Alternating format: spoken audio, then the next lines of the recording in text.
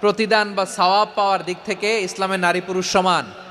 অনেকে বলে ইসলাম নারীদেরকে ঠকিয়েছে, নারী পুরুষ নাকি সমান না।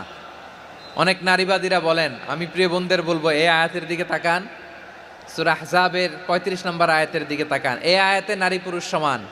নেক কাজ করলে সওয়াব পাওয়ার ক্ষেত্রে পুরুষ যেমন নারীও তেমন। আল্লাহু আকবার।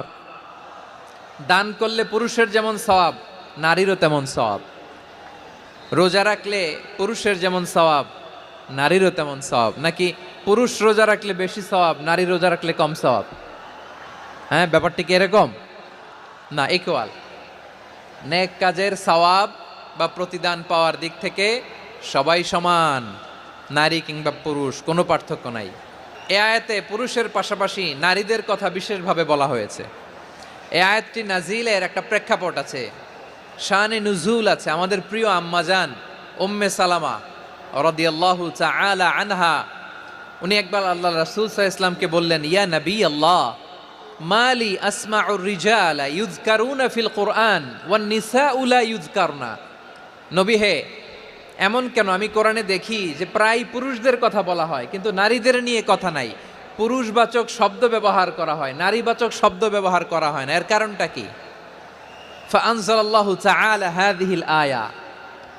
এরপর আল্লাহ তাআলা উম্মে সালামা রাদিয়াল্লাহু তাআলা আনহার এই কথার প্রেক্ষিতে, তার এই অ্যাপিল, তার এই আবেদন, তার এই আকাঙ্ক্ষা পূরণের জন্য এই আয়াতটি নাজিল করেন। যে আয়াতে আল্লাহ তাআলা পুরুষবাচক শব্দের পাশাপাশি নারীবাচক শব্দও ব্যবহার করেছেন। যেমন ধরেন মুমিনিন, এটা বললে এর মধ্যে পুরুষও আছে নারীও আছে। মুসলিমিন, এটা বললে এর মধ্যে পুরুষও আছে নারীও আছে। কিন্তু এই আয়াতে আল্লাহ তাআলা মুসলিমিন বলার সাথে সাথে আবার বলেছেন মুসলিমাত। ইন্নাল মুসলিমিনা ওয়াল মুসলিমাতি ওয়াল মুমিনিনা ওয়াল মুমিনাতি ওয়াল কানিতিনা ওয়াল কানিতাতি। পুরুষবাচক শব্দের পাশাপাশি আবার এক্সট্রা নারীবাচক শব্দ ব্যবহার করেছেন। আলহামদুলিল্লাহ বলেন।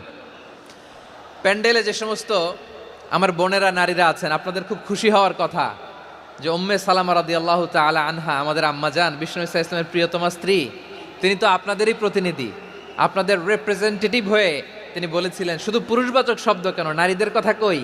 আল্লাহ তাআলা নারীদেরকে খুশি করবার জন্য তাদের এই আবেদনের প্রেক্ষিতে প্রতিটি শব্দ পুরুষবাচক শব্দ ব্যবহারের পাশাপাশি নারীবাচক শব্দ ব্যবহার করেছেন। আওয়াজ করে পড়েন আল্লাহু আকবার। তার মানে নেক আমল করলে, ভালো কাজ করলে, সৎ কর্ম করলে সেটাতে নারী আর পুরুষ সমান। পুরুষ ইবাদত করলে যেই সওয়াব, নারীরা করলেও সেই সওয়াব। পড়েন সুবহানাল্লাহ। That means women has been given extra attention in this word. Subhanallah, how sensible Islam is and how lucky we are. নারীদের প্রতিনিধি উম্মে সালামা বলার সাথে সাথে তাদেরকে খুশি করার জন্য আল্লাহ পুরুষবাচক শব্দের পাশাপাশি নারীবাচক শব্দ দিয়ে একটা গোটা আয়াত নাজিল করেছেন। পড়েন সুবহানাল্লাহ।